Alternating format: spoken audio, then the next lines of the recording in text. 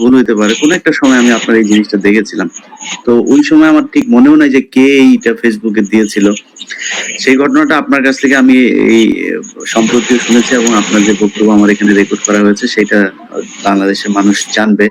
আমি ওই ওই ওই কথাটুকু, ওই জায়গাটুকু আরেকবার একটু শুনে তারপরে আপনি আপনার বক্তব্য দিবেন, যে মুক্তির বিষয়টা বলবেন। আমি প্রথমেই ওই থানায় যে আটকে রেখে আপনাকে হাতির ঝিলে যে নাটকটা সাজানো হয়েছিল আপনাকে নিয়ে, সেটা একটু দেশবাসীকে জানান। রফিকুল ইসলাম মাদানী। আসসালামু আলাইকুম ওয়া রাহমাতুল্লাহি ওয়া বারাকাতুহু। ইন্নাল হামদালিল্লাহ নাহমাদুহু ওয়া নুসাল্লি আলা রাসূলিল কারীম। আম্মা বা'দ। বাংলাদেশের একজন পরিচিত সাংবাদিক ইলিয়াস হোসেন ভাই, আসলে ওনাকে মাজলুম সাংবাদিকও বলা যায়। বাংলাদেশের যে কয়জন সাংবাদিক, যে কয়জন বলতে হাতে গোনা যে দুই একজন সাংবাদিক স্বৈরাচার হাসিনা এবং ইন্ডিয়ার আধিপত্যবাদী সাম্রাজ্যবাদী ইন্ডিয়ার বিরুদ্ধে বলিষ্ঠ কণ্ঠস্বর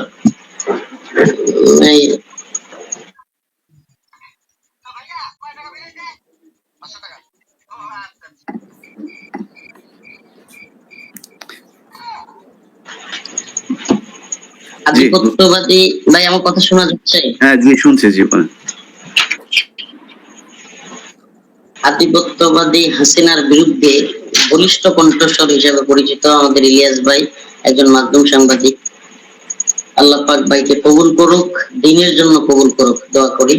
এবং আরো উপস্থিত আছেন আমাদের শ্রদ্ধেয় ভাজন মুরব্বী, মাইমুন সিংহের সিংহ পুরুষ এবং আন্দোলন সংগ্রামের নেতৃত্বদানকারী আলেম মুফতি মাহবুবুল্লাহ কাসেমি হাফিজাহুল্লাহ। উপস্থিত আছেন প্রিয় বড় ভাই মুফতি মাহমুদ হাসান, প্রিয় ভাই একই রুমে দীর্ঘদিন কারাবাস করা প্রিয় বড় ভাই মুফতি আমির হামজা হাফিজাহুল্লাহ। উপস্থিত আছেন মুফতি নুরুজ্জামান নোমানী ভাই, উপস্থিত আছেন খালেদ সাইফুল্লাহ ভাই সহ যে সমস্ত আলোচক বৃন্দ। আসলে ইলিয়াস ভাই যে বিষয়টার কথা বললো, এটা নিয়ে আমি ওই দিন ওনার সাথে লাইভে বক্তব্য দিয়েছি এবং কথা বলেছি। তো এই বিষয়টা আমি বলবো। বাকি আজকের যে আলোচ্য বিষয়, মাজলুম আলেমে দ্বীন শায়েখ জসিমউদ্দিন রহমানী হাফিজাহুল্লাহ, উনি সহ অন্যান্য বন্দী মাজলুম হয়েছেন।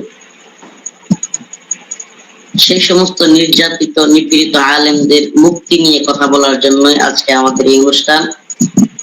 আসলে নিজেকে জাহির করা কিংবা নিজেকে পরিচিত করা সেটা আমাদের উদ্দেশ্য নয়। আমাদের উদ্দেশ্য হোক উম্মার জন্য, আমাদের উদ্দেশ্য হোক আখিরাতের জন্য। আসলে আমি সর্বপ্রথম যে কথাটা বলবো সেটা হলো, ভাই দেখেন, হিটলারের একজন নাকি মন্ত্রী ছিল যে মানুষকে নেম কিলিং করতো। মানে মানুষকে প্রথমে হিটলার যাকে মারার প্রয়োজন হইতো বা হিটলার যাকে মেরে ফেলতে চাইতো, তাকে ওই মন্ত্রী নেম কিলিং মানে নাম দিত একটা, ওই নাম দিয়ে তারপরে তাকে উগ্রবাদী বা সন্ত্রাস এগুলো প্রচার করত। এক পর্যায়ে হিটলার তাকে মেরে ফেলতো। তো আমরা বাংলাদেশে বিগত 15-16 বছর এটাই দেখেছি যে এই শেখ হাসিনা স্বৈরাচার সরকারের যখন যাকে প্রয়োজন হয়েছে, যাকে যেটা দেওয়ার প্রয়োজন হয়েছে, মানুষের কাছে বিভ্রান্ত করা, মানুষের কাছে ওই মানুষটাকে ছোট করা, ওই মানুষটাকে বিতর্কিত করা, তারপর বিতর্কিত করা শেষ, এখন সেই মানুষটাকে ধরপাকড় শুরু। এটা শেখ হাসিনা এবং তার মন্ত্রীরা, এবং এটা রয়ের প্ল্যান। ওই হিটলারের মন্ত্রী এবং এই শেখ হাসিনা এবং তার মন্ত্রীদের প্ল্যানও সেম।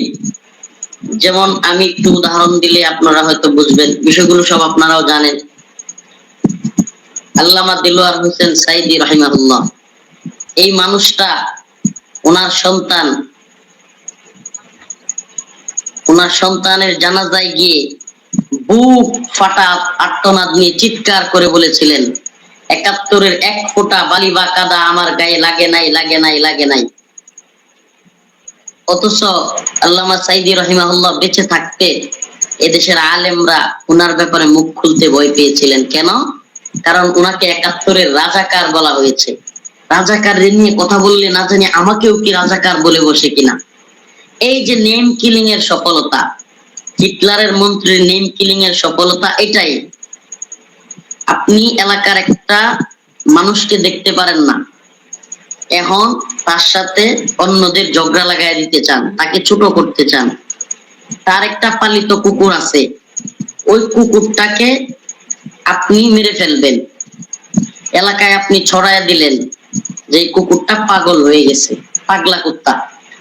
এখন ওই লোক কুকুর পালে, কুকুরটাকে এলাকার মানুষ মেরে ফেলছে, আর ওই লোক খুব কষ্ট পাইছে, এলাকার মানুষের সাথে তার ঝগড়া হইছে, ওই লোক বিপদে পড়ে গেছে আর আপনি সফল।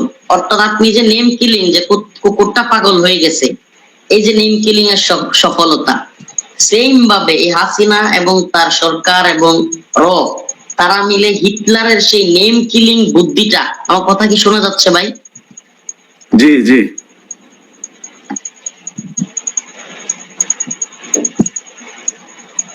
ভাই আমার রফিক ভাই সব ঠিক আছে, সব ঠিক আছে, রফিক ভাই বলেন।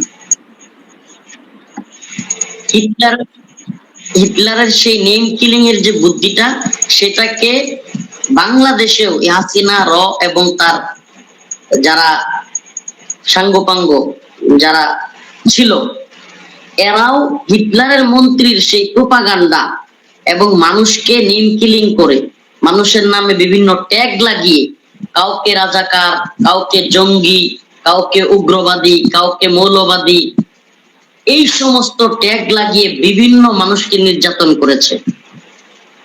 আজকে আপনারা জেনেছেন আল্লামা সাঈদী রাহিমাহুল্লাহ বেঁচে থাকতে তার সন্তানের জানাজায় গিয়ে বলেছিল 71-এর এক ফোঁটা বালি বা কাদা আমার গায়ে লাগে নাই, লাগে নাই, লাগে নাই। আজ হাসিনা যাওয়ার পর